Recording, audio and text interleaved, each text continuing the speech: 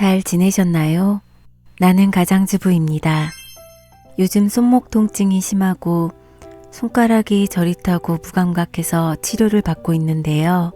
이게 어떤 느낌이냐면 동상에 걸렸을 때나 문에 찧었을 때처럼 얼얼하고 마비된 느낌이 듭니다. 자고 일어났을 때는 괜찮다가도 손을 사용하면 증상이 다시 시작되고 물에 닿으면 찌릿한 느낌과 통증이 더 심해집니다. 엑스레이를 찍어봤는데 뼈에 이상이 있는 건 아니고요. 힘줄 염증일 수도 있고 증상이 계속되면 관절염이나 통풍 검사를 받아야 한다고 합니다. 요즘 월세집이 귀하다고 해서 물건이 별로 없다고 하는데요. 괜찮은 집이 있으면 연락달라고 여기저기 부동산에 얘기해 두었는데 아직 연락은 없습니다. 지금은 취업을 하는 게 1순위라 한동안 집에는 신경을 못 쓰고 취업하는 것에만 전념했고요. 이날은 엄마가 수술을 받은 날인데 오전에는 병원에 갔다가 오고 오후에는 면접을 보러 갔다 왔습니다. 엄마는 지금 간호병동에 계시는데요. 병실에 출입을 할 수 없고 수술 당일날에는 병원에 대기하면서 카톡으로 진행 상황만 알 수 있었고 수술 후에도 엄마 얼굴은 못 보고 간호사를 통해서 이야기만 들을 수 있었습니다. 수술 당일 저녁에 엄마가 빨대컵을 갖다 달라고 하셔서 아들 저녁만 후다닥 챙기고 다녀왔는데요. 일단은 집에 있는 일회용 컵을 챙기고 다이소에 들러 보온이 되는 컵도 샀습니다. 그런데 가면서 생각해보니 스텐으로 된 컵이라 연마제 제거를 해야 되더라고요. 그래서 일회용 컵만 간병인에게 전달하고 왔고요. 스텐컵은 그 다음날 갖다 드릴 수 있었습니다. 요즘 아들에게 자주 해주는 것 중에 하나가 지코바 치킨인데요. 저녁에 해주려고 미리 양념을 만들어 둡니다. 최소 24시간 양념을 숙성시키면 더 맛있다고 하는데요. 꼭 그 시간을 지키지 않아도 맛은 있어서 급할 때는 몇 시간 정도만 숙성시키기도 합니다. 지난 영상에 달린 댓글에 요양보호사나 간호조무사 이야기가 많았는데요. 제가 사회복지사 자격증이 있어서 요양보호사는 50시간 훈련받으면 자격 취득이 가능하고요. 간호조무사는 1년 과정인데 직장 다니면서 배울 수 있게 다행히 야간 과정이 있더라고요. 만약에 시작하게 되면 영상에 공유하도록 하겠습니다. 한부모 가족 지원을 받아왔는지 궁금해하시는 분들도 많으셨는데요. 한부모 가족 지원은 이혼하고 바로 신청하고 지원도 받았었습니다.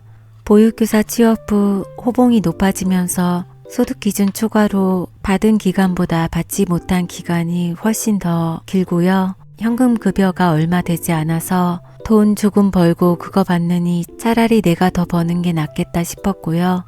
사실 소득에서 10원만 넘어가도 얄짤없이 지원 자격이 박탈되기 때문에 복지 사각지대에 있는 사람들이 많을 거라고 생각합니다. 작년에 실업급여 받으면서 다시 한부모 가족 지원 신청을 했는데요. 확정되기까지 몇 달은 걸리고 자녀의 생일인 달까지만 지원이 돼서 사실상 지원받은 건 몇 달 되지 않습니다. 며칠 전에 동사무소에서 전화가 왔는데요. 아들이 대학에 입학했는지를 물었고 대학에 입학하지 않으면 한부모 가족 지원 혜택이 상실된다고 했습니다. 미처 생각하지 못했던 부분이라 참 당황스러웠는데요. 혹시 한부모 가족이 계시다면 이 부분도 알아두시면 좋을 것 같습니다. 요즘 임대주택을 알아보고 있었는데 한부모 가족 지원은 이제 안 되니 만약에 알아본다면 청년 자격 요건으로 알아봐야 할 것 같습니다. 내일 배움 카드로 수강할 때 한부모 가족은 훈련비도 지원받을 수 있어서 그동안 자비 부담금도 할인됐었는데요. 이제는 그런 지원도 받을 수 없게 돼서 아쉽긴 합니다. 댓글을 보면 참 부지런하다, 요리를 잘한다, 실제의 저보다 저를 더 좋게 봐주시는데요. 실제로는 귀찮아서 설거지를 쌓아놓기도 하고 씻는 것도 귀찮아서 며칠을 쉬지 않을 때도 있고 아무것도 하기 싫은 날엔 하루 종일 누워서 지내는 경우도 있고요. 아들 방은 매일 청소해도 제 방은 어쩌다가 청소합니다. 요리는 편집 때문에 잘하는 것처럼 보이는 거지 그냥 남들 하는 정도고 간을 여러 번 보며 요리하기도 합니다. 영상에서 보이는 게 전부는 아니라는 걸 말씀드리고 싶고요. 간혹 돈 없다면서 잘해 먹고 산다는 댓글들도 달리는데 영상에서처럼 매번 그렇게 해먹는 게 아니고 먹다 남은 음식에 계란 후라이나 햄, 베이컨으로 간단하게 차려줄 때도 많고요. 혼자 먹을 때는 물에 말아 먹기도 하고 간장, 고추장에 비벼 먹거나 멸치, 김치만으로 먹을 때도 많은데요. 다만 화면에 담지 않는 것 뿐입니다. 과일 같은 경우는 저 혼자 있으면 안 사 먹겠지만 아들 때문에 살 수밖에 없고 어린이집 다닐 때는 교사 간식으로 나온 과일은 먹지 않고 집에 가져오기도 했습니다. 사과 같은 경우는 8개 정도 든 거 한 봉지 사면 한 달 정도 먹고요.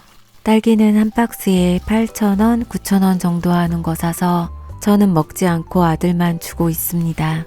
제가 먹고 싶은 게 있어도 안 사게 된 것도 오래되었고 나를 위해 돈을 쓰는 일은 거의 없는데요. 이런 것까지 설명하며 유튜브를 해야 하나 하는 생각이 가끔 들기도 합니다.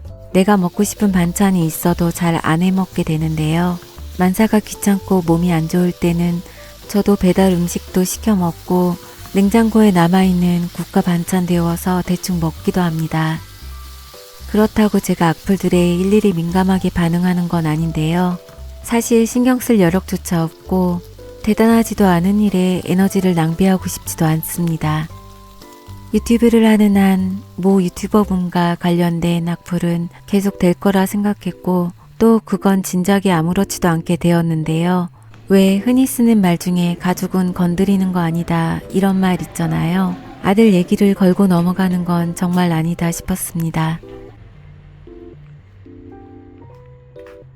저번 영상에 많은 분들이 자기 일처럼 댓글 남겨주시고 또 응원해 주셔서 많은 힘을 얻었는데요. 남이 뭐라고 하건 묵묵히 제 일상과 생각들을 기록해 가려고 합니다. 지난주는 거의 매일 면접을 보러 다녔는데요. 취업하는 게 급선무이기 때문에 이력서를 낼 수 있는 어린이집 구인 공고에는 다 지원을 했습니다. 어린이집만 들어가도 숨이 막히고 다시는 이 일을 하지 않겠다 다짐했지만 오랜 백수 생활 끝에 그것이 얼마나 오만한 생각이었는지를 깨닫게 되었습니다.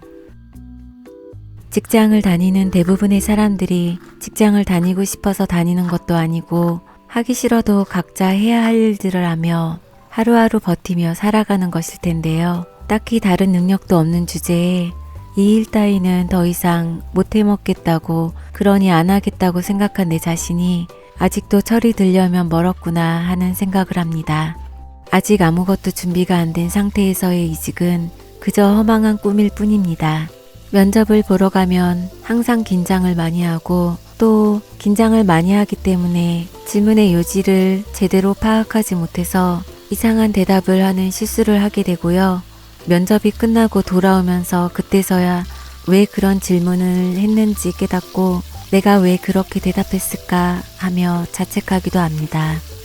면접을 볼 때 왜 이렇게 긴장을 많이 하냐는 말을 들으면 더 긴장하고 얼어붙게 되고 그런 말을 듣는 경험이 자꾸 쌓이다 보니까 점점 더 심해지는 악순환이 반복되는 것 같습니다. 유튜브 내에서는 제 목소리나 톤을 좋아하는 분도 계시지만 실생활에서는 특히 어린이집에서는 그다지 달가워하지 않는데요. 면접 볼 때면 내성적이냐는 질문을 꼭 듣고 부정적으로 보는 시선을 자주 느낍니다. 툭하면 심할서를 쓰라고 닥달했던 예전 어린이집에서는 아이들에게 너무 딱딱하게 말한다는 지적을 받기도 했습니다. 저는 이직이 잦은 편이라 경력증명서가 지저분하고 또 그런 이유로 취업에 마이너스가 되는 것 같습니다. 이직이 많았던 이유는 제가 생각보다 성질이 좀 있어서 비리나 부조리한 것을 잘 못 참기 때문이고 사람들과 잘 어울리지 못하는 성격 때문이기도 한 것 같은데요. 한 가지 일을 오래 하실 거라면 경력 관리를 잘 하셔서 저처럼 후회하지 않으셨으면 좋겠습니다. 지금보다 젊을 때는 내가 이 직장 아니면 어디 갈 데 없겠냐 하는 근거도 없는 자신감이 하늘을 찔렀는데요. 사람은 어차피 사회적 동물이기 때문에 직장이라는 사회 구조 속에서 살아남으려면 적당한 타협은 필요하다고 생각합니다.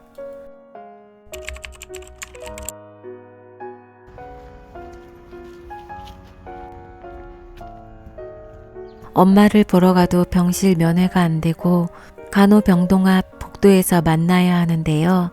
엄마가 움직이기도 힘들어하고 아파하기도 하고 또 병실에서 나오면 많이 추워하셔서 컵을 갖다 준 후로는 일부러 병원에 안 갔습니다. 오늘은 엄마가 갖다 달라고 하는 물건이 있어서 병원에 가려고 합니다. 병원 가는 길에 약속되었던 어린이집 면접을 봤고요. 민간 어린이집이었는데 원장님이 편안하게 대해주셔서 근래에 면접 본 곳 중 가장 편한 상태로 긴장하지 않고 면접을 볼 수 있었습니다. 면접 본 어린이집하고 병원이 가까워서 걸어서 병원에 갔고요. 병원에 도착해서는 편의점에 들러 엄마가 부탁한 이온 음료랑 양말도 샀습니다. 엄마는 며칠 사이 많이 회복된 모습이어서 저도 기분이 좋았고요. 이날 날씨가 따뜻하고 엄마 컨디션도 괜찮아서 한 15분 정도 이야기하고 돌아왔습니다. 퇴원 후에도 한동안은 일주일에 한 번 병원에 다녀야 한다고 하는데요. 그래서 퇴원 후에는 당분간 저희 집에서 지내실 예정입니다. 사람들은 어두운 것보다는 밝은 것에, 우울한 얘기보다는 재미있는 것에, 부정적인 사람보다는 긍정적인 사람에게 끌린다고 생각하는데요. 제 채널이 박지도 재미가 있는 것도 아닌데 영상 봐주시고 응원해 주셔서 늘 감사드립니다. 그리고 후원해 주신 모든 분들 다시 한번 감사합니다.